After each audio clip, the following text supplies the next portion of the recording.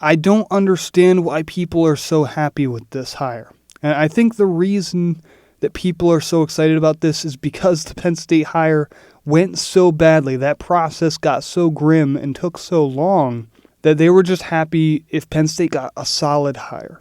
I don't want to say this is a repeat of James Franklin, but it's so similar. You had a James Franklin guy that was brought up Vanderbilt, did some solid stuff there, and you said, well, what could he do at Penn State? What if he could do even better there with better resources and stuff like that? And so you gave him that opportunity. And so after that, and he brought you up to about as good as he possibly could. Rose Bowl win, 11-2 seasons, lost in the semifinals. That was his peak, and you decided that when he started losing a couple games this season. And then you go out and you hire somebody who brought a team up from the ashes, was solid there. What could Matt Campbell do with better resources? I think it's 10-2.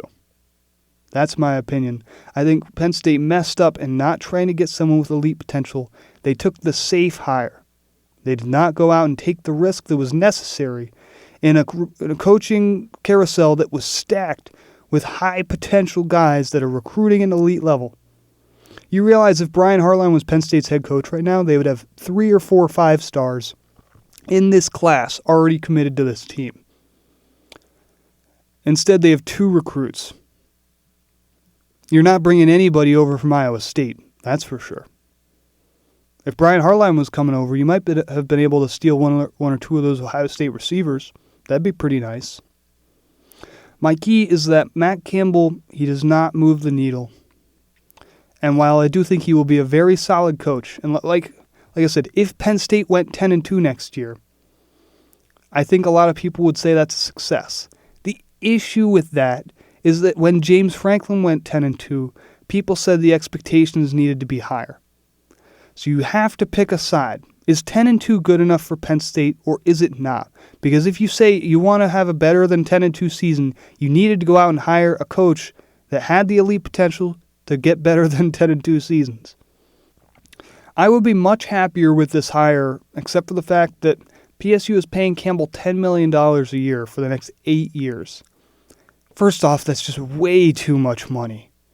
He's worth nowhere near that. Second, how many ridiculous buyouts will it take around college football for athletic directors to realize it's not smart to give out long-term contracts to unproven coaches?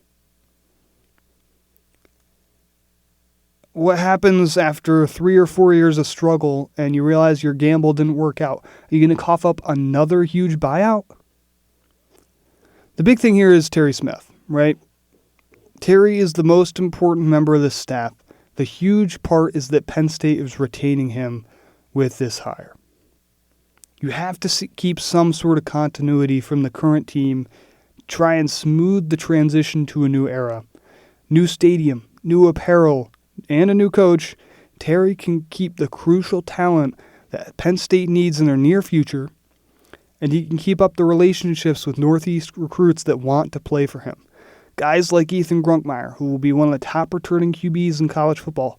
Guys like Chaz Coleman, one of the top young pass rushers in the country.